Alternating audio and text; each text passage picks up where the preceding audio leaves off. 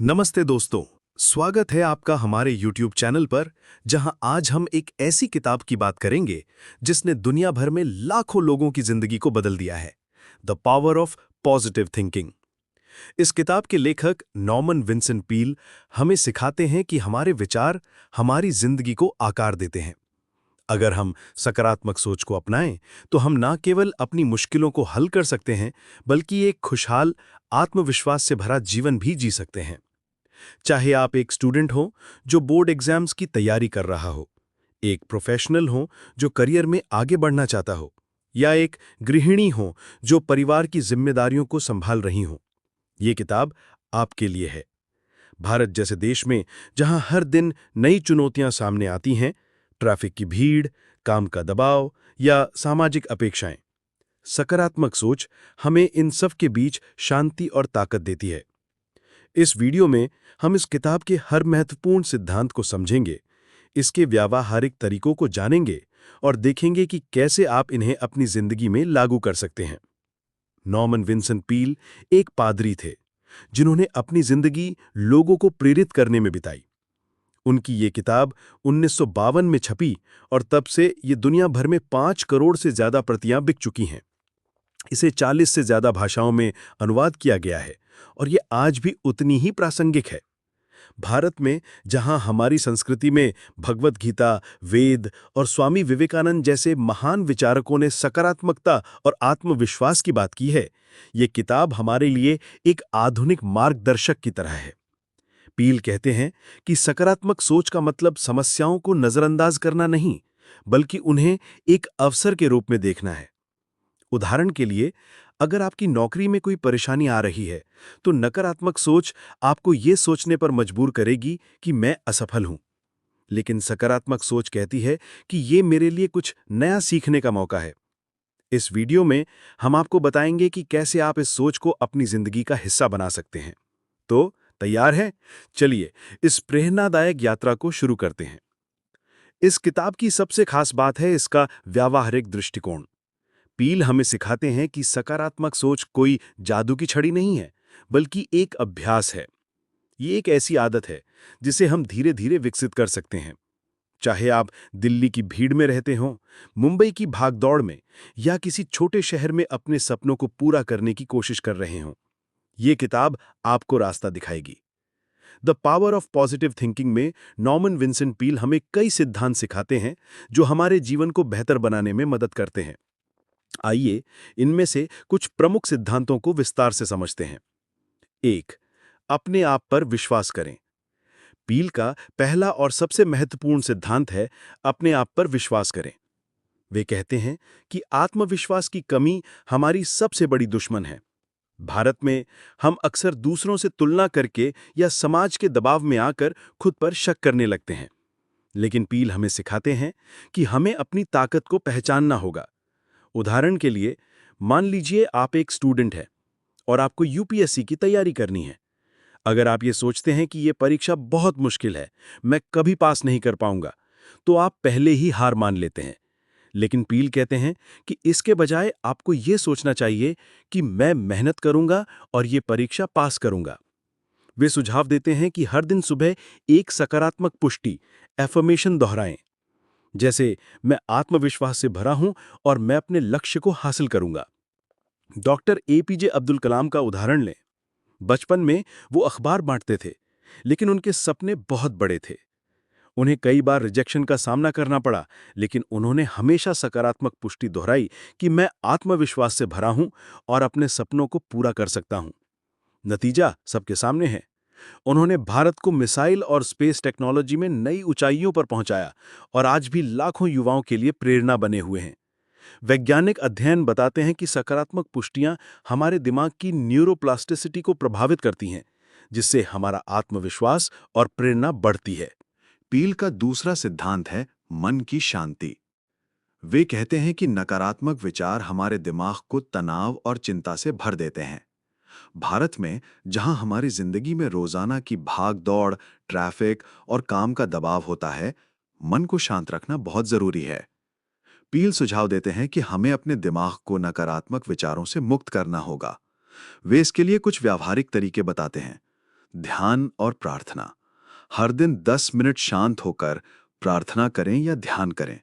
भारत में हम इसे अपनी सुबह की पूजा या मेडिटेशन से जोड़ सकते हैं। उदाहरण के लिए, मंदिर में भगवान के सामने बैठकर या घर में एक शांत कोने में ध्यान लगाकर आप अपने दिमाग को शांति दे सकते हैं। प्रेरणादायक पढ़ाई। पील कहते हैं कि हर दिन कुछ प्रेरणात्मक पढ़ें।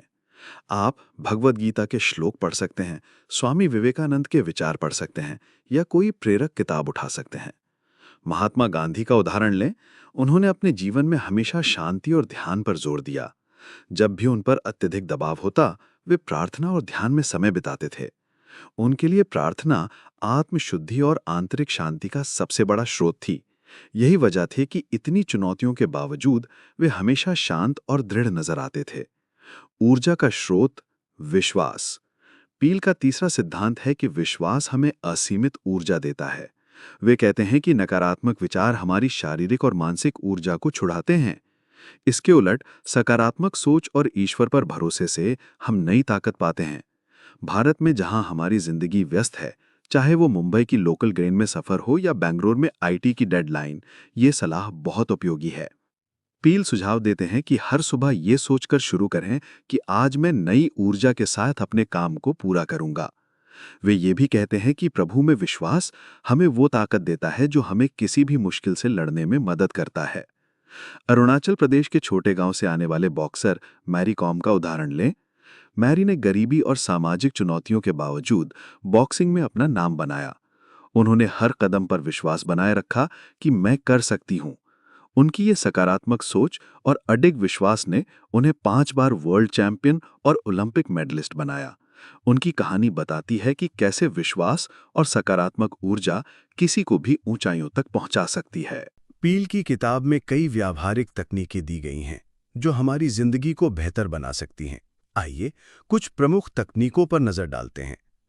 पील कहते हैं कि अपने लक्ष्यों को पहले अपने दिमाग में देखें।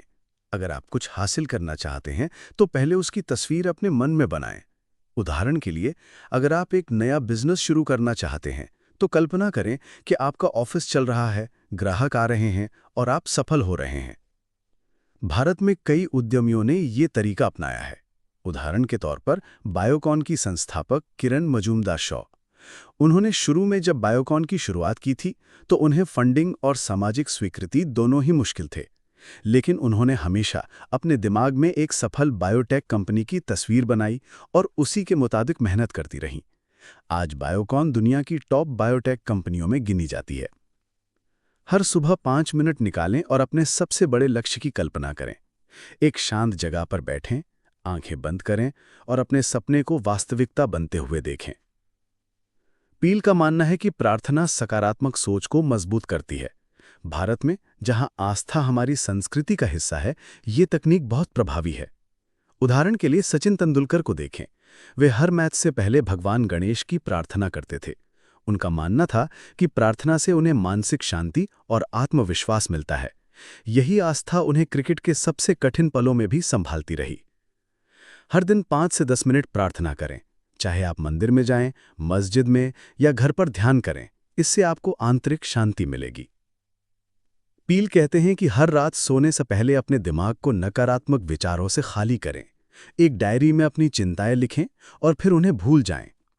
एकता कपूर, जो टेलीविजन और फिल्म इंडस्ट्री की जानी मानी प्रोड्यूसर हैं, अपनी डायरी में रोज अपने डर और विचारों को लिखती हैं। उन्होंने कई इंटरव्यू में कहा है कि ये आदत उन्हें मानसिक तनाव से बाहर आने में मदद करती है और हर दिन नई ऊर्जा के साथ उठने में सहायक है। एक डायरी लें और हर रात 5 चिंताएं लिखें। फिर हर चिंता के सामने लिखें, मैं इसे ईश्वर को सौंप रहा हूं। इसके बाद डायरी बंद करें और शांत मन से सोएं। पील का एक महत्वपूर्ण सिद्धांत है चिंता की आदत को तोड़ना। वे कहते हैं कि चिंता हमारे दिमाग का सबसे बड़ा दुश्मन है। रणवीर सिंह, जिन्होंने इंडस्ट्री में कई बार रिजेक्शन झेला, खुद को चिंता से निकालने के लिए थिएटर और म्यूजिक का सहारा लेते थे।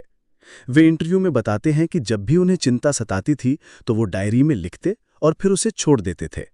यही वजह है कि आज वो सबसे एनर्जेटिक और खुश मिजाज एक्टर्स में गिने जाते हैं। हर रात अपनी चिंताओं को डायरी में लिखें। हर चिंता के सामने लिखें, मैं इसे ईश्वर को सौंपता हूं। फिर विश्वास करें कि सब ठीक होगा। पील कहते हैं कि जिंदगी की हर समस्या का समाधान हमारे दिमाग में होता है। अगर हम सकारात्मक दृष्टिकोण अपनाएं तो कोई भी समस्या हमें हरा नहीं सकती। कल्पना सरोज, जिन्होंने बचपन में गरीबी और बाल विवाह झेला, बाद में उन्होंने आत्महत्या तक का प्रयास किया, लेकिन फिर अपने जीवन को बदलने का फैसला किया। सकारात्मक सोच और आत्मविश्वास से उन्होंने कमानी ट्यूब्स नाम की एक कंपनी खरीदी और उसे करोड़ों की कंपनी बना दिया। उनकी कहानी दिखाती है कि मजबूत सोच से कोई भी समस्या हल की जा सकती है। किसी भी समस्या का सामना करने से पहले शांत होकर 5 मिनट बैठें, आंखें बंद करें और सोचें, हे प्रभु, मुझे समाधान दिखाएं। फिर उस समस्या का सकारात्मक समाधान अपने मन में देखें। पील का एक और सिद्धांत है, खुशी एक विकल्प है। नीता अंबानी, जो अपने सामाजिक कार्यों और रिलायंस फाउंडेशन के काम में हमेशा उत्साह और खुशी के साथ जुड़ी रहती हैं, उन्होंने कई बार कहा है कि खुश रहना एक रोज का निर्णय है। चाहे कितनी भी चुनौतियां आएं, वे हर दिन तय करती हैं कि उन्हें खुश रहना है। हर सुबह उठते ही कहें, आज मैं खुश रहूंगा। दिन में एक बार जरूर मुस्कुराएं और दूसरों को भी मुस्कुराने की वजह दें। अब कुछ ऐसी प्रेरणादायक कहानियां जो हमें दिखाती हैं कि पील की सकारात्मक सोच भारत में कैसे काम करती है। महेंद्र सिंह धोनी, जिन्हें हम सभी कैप्टन कूल के नाम से जानते हैं, रांची जैसे छोटे शहर से आने वाले धोनी ने शुरुआती दिनों में रेलवे टिकट कलेक्टर की नौकरी की, लेकिन उन्होंने कभी हार नहीं मानी। उनके मन में हमेशा यही विजुअलाइजेशन था कि वे एक दिन भारतीय टीम का हिस्सा बनेंगे और देश के लिए वर्ल्ड कप जीतेंगे। 2007 के T20 वर्ल्ड कप और 2011 के वनडे वर्ल्ड कप में धोनी की सकारात्मक सोच और शांत नेतृत्व ने भारत को ऐतिहासिक जीत दिलाई। धोनी ने दिखाया कि विश्वास, सकारात्मक सोच और शांत रहकर निर्णय लेना किसी भी बड़े लक्ष्य को हासिल करने की ताकत देता है। अरुणिमा सिन्हा, जो राष्ट्रीय स्तर की वॉलीबॉल खिलाड़ी थीं, 2011 में ट्रेन में चढ़ते समय लुटेरों ने उन्हें चलती ट्रेन से फेंक दिया और उनकी एक टांग काटनी पड़ी। कोई और होता तो शायद टूट जाता, लेकिन अरुणिमा ने हार नहीं मानी। उन्होंने अपने मन में ये विजुअलाइजेशन किया कि वे माउंट एवरेस्ट पर तिरंगा फहराएंगी, और हुआ भी यही। 2013 में वे एवरेस्ट फतह करने वाली दुनिया की पहली महिला दिव्यांग बनी। उनकी कहानी बताती है कि सकारात्मक सोच और आत्मविश्वास से हम असंभव को भी संभव बना सकते हैं। अमिताभ बच्चन, जिन्हें कई बार वन मैन इंडस्ट्री कहा जाता है, करियर की शुरुआत में कई बार रिजेक्शन झेला, आवाज को लेकर भी आलोचना झेली। 1990s के दशक में ABCL कंपनी के दिवालिया होने के बाद वे गहरे कर्ज में डूब गए थे, लेकिन उन्होंने सकारात्मक सोच नहीं छोड़ी। प्रार्थना, आत्मविश्वास और लगातार मेहनत से उन्होंने दोबारा शुरुआत की। कौन बनेगा करोड़पति से वापसी कर फिर से बॉलीवुड के शहंशाह बन गए। आज उनकी कहानी करोड़ों लोगों के लिए प्रेरणा है। मणिपुर की मैरी कॉम, जिन्हें मैग्निफिसेंट मैरी कहा जाता है, एक छोटे गांव से निकलकर परिवार और समाज की अपेक्षाओं के बीच उन्होंने बॉक्सिंग में कदम रखा। बचपन से ही उन्होंने विजुअलाइजेशन किया कि वे वर्ल्ड चैंपियन बनेंगी। कई बार चोटें आईं, लेकिन उनका आत्मविश्वास और सकारात्मक सोच बरकरार रहा। मैरी कॉम 6 बार वर्ल्ड एमेच्योर बॉक्सिंग चैंपियन बनी और ओलंपिक में भी मेडल जीता। उनकी कहानी बताती है कि सकारात्मक सोच और आत्मविश्वास से आप दुनिया को जीत सकते हैं। हरियाणा के सुशील कुमार, जिन्होंने ओलंपिक में कुश्ती में भारत को पदक दिलाया। शुरुआत में गांव में ट्रेनिंग की सुविधाओं की कमी, आर्थिक चुनौतियां, सब कुछ था। उन्होंने विजुअलाइजेशन किया कि एक दिन वे ओलंपिक मेडल जीतेंगे। कड़ी मेहनत और सकारात्मक सोच से उन्होंने 2008 बीजिंग ओलंपिक में कांस्य और 2012 लंदन ओलंपिक में रजत पदक जीता। सुशील की कहानी दिखाती है कि हालात चाहे कैसे भी हों, अगर सोच सकारात्मक हो तो सफलता जरूर मिलती है। PV सिंधु, जिन्होंने बैडमिंटन में भारत का नाम रोशन किया, बचपन में कई बार हार झेलनी पड़ी। लोग कहते थे कि बैडमिंटन में लड़कियां कुछ नहीं कर सकती हैं, लेकिन सिंधु ने हर दिन विजुअलाइजेशन किया कि वे ओलंपिक में भारत के लिए मेडल जीतेंगी। कोच पुलेला गोपीचंद की गाइडेंस और अपनी कड़ी मेहनत से उन्होंने 2016 में रजत और 2020 में कांस्य पदक जीते। सिंधु का उदाहरण हमें बताता है कि मानसिक मजबूती और सकारात्मक सोच आपको दुनिया के सबसे ऊंचे मंच पर ले जा सकती है। इन सभी कहानियों से हमें ये सीखने को मिलता है कि चाहे कितनी भी कठिन परिस्थितियां क्यों ना हों, सकारात्मक सोच और विश्वास से हर सपना सच किया जा सकता है।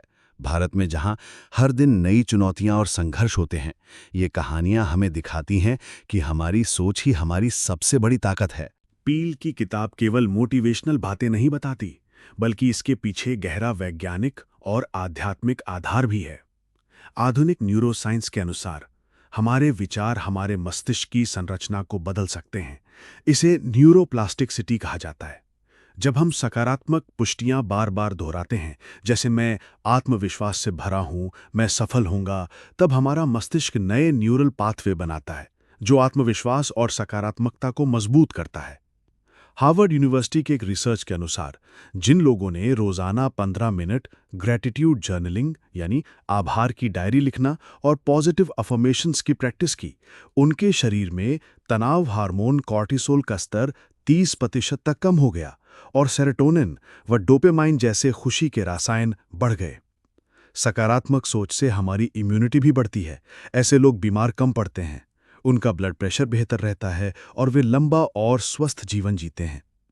भारत में जहां लोग अक्सर ट्रैफिक, काम का तनाव, परीक्षा के दबाव और सामाजिक अपेक्षाओं से घिरे रहते हैं, ये वैज्ञानिक दृष्टिकोण बहुत मददगार है।